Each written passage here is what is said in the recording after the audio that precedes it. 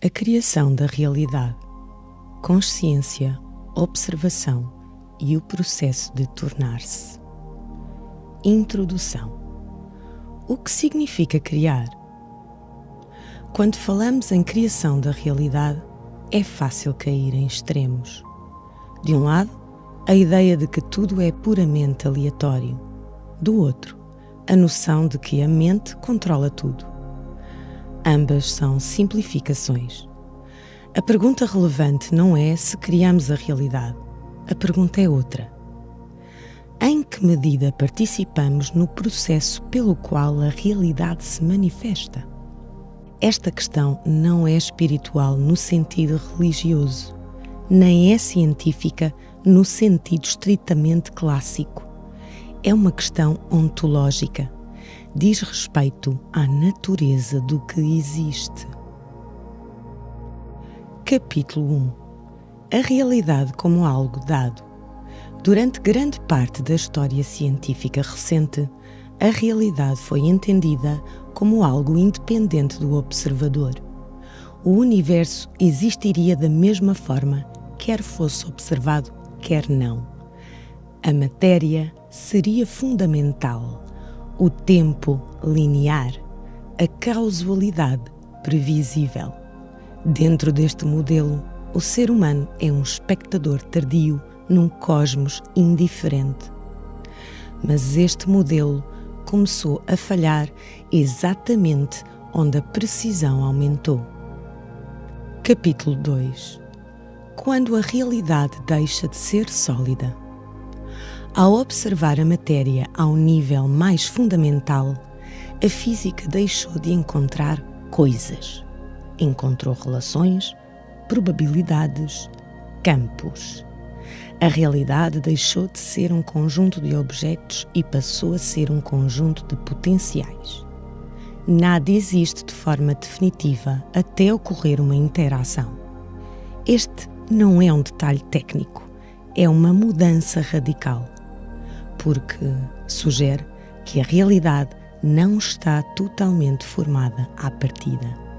Capítulo 3. O papel da observação. A observação deixou de ser neutra.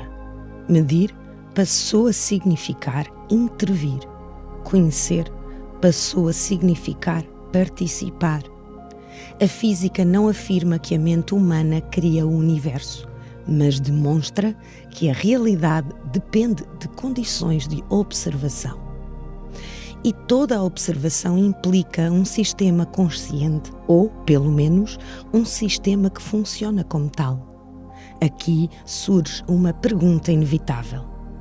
Pode existir realidade sem qualquer forma de observação? A ciência não responde, mas também não descarta a pergunta.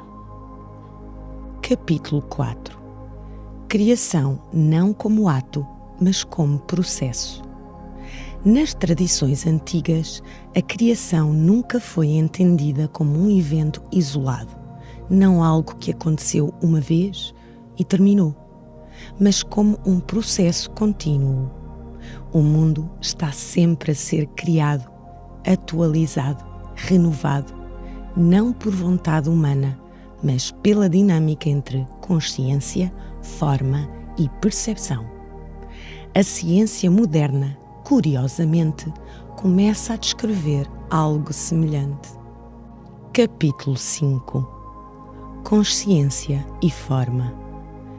A consciência, tal como hoje é estudada, não pode ser localizada. Não está num ponto específico do cérebro, não aparece como objeto, mas está sempre presente em qualquer experiência. As Escrituras descrevem a consciência como aquilo que permite que algo apareça, não como criadora direta das formas, mas como condição de possibilidade. Sem consciência não há mundo vivido, há apenas potencial não experienciado. Capítulo 6. A mente não cria, mas filtra. Um erro comum é confundir consciência com pensamento. A mente conceptual organiza, interpreta, seleciona, mas não cria a realidade a partir do nada. Ela filtra, dá forma à experiência. A neurociência mostra que percebemos apenas uma fração mínima do que existe. A realidade vivida é uma construção parcial, não falsa, mas incompleta. Isto levanta uma questão desconfortável. Quantas realidades coexistem dependendo do observador? Capítulo 7. Criação e intenção. Nas escrituras antigas, a criação está frequentemente associada à palavra, ao som, à intenção. Não no sentido mágico, mas no sentido estrutural. Intenção não é desejo, é direção. Na ciência, algo semelhante surge quando se fala em sistemas auto-organizados. A realidade não evolui ao acaso absoluto, segue padrões, tendências. Talvez a intenção não seja uma força externa, mas uma propriedade emergente da própria consciência. Capítulo 8. O tempo e a criação contínua. A criação pressupõe tempo, mas o tempo, tal como o experimentamos, não é absoluto. A física mostra que o tempo depende do observador. As tradições antigas afirmam que o presente é o único ponto real. A criação acontece sempre agora, não no passado, não no futuro. A realidade não se cria uma vez, cria-se continuamente. Capítulo 9. A ilusão de controle. Criar a realidade não significa controlá-la. A ideia de controlo absoluto é recente e profundamente humana. As tradições antigas falam de alinhamento, não de domínio. A ciência fala de adaptação, não de imposição. Talvez o erro esteja em pensar a criação como poder e não como participação. Capítulo 10. O que é realmente criado?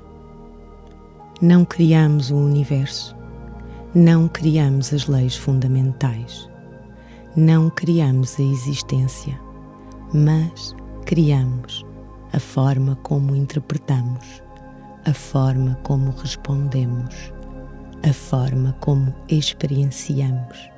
E isso altera profundamente a realidade vivida. A criação acontece ao nível da relação, não da origem absoluta. Capítulo 11. Convergência inesperada. A ciência começa a reconhecer que a realidade é relacional. As escrituras sempre disseram que nada existe isoladamente. A ciência fala de campos. As escrituras falam de unidade. Linguagens diferentes, o mesmo limite conceptual. Coincidência ou aproximação inevitável? Conclusão. A criação como pergunta aberta. Talvez criar a realidade não seja fazer aparecer coisas. Talvez seja participar conscientemente no processo de existir, sem garantias, sem controlo absoluto, sem certezas finais. A criação não como ato de poder, mas como ato de presença. E a pergunta permanece em aberto. Até que ponto a realidade que experienciamos é aquilo que é? E até que ponto é aquilo que conseguimos perceber? Talvez a criação da realidade não seja algo que fazemos. Talvez seja algo em que estamos constantemente envolvidos.